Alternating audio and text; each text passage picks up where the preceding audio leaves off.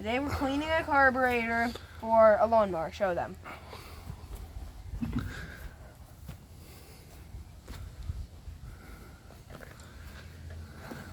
So you gotta get your screwdriver in all these parts and clean them off.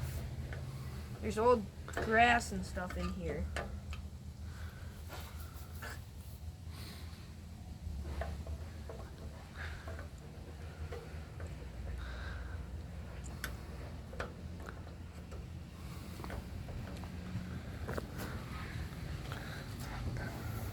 So once you have it pretty much cleaned up and you can actually see the bolts,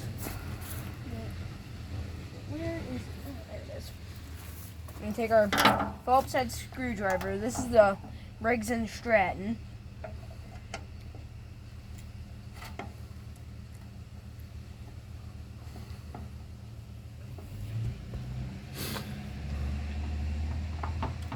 And I hope this video helps you.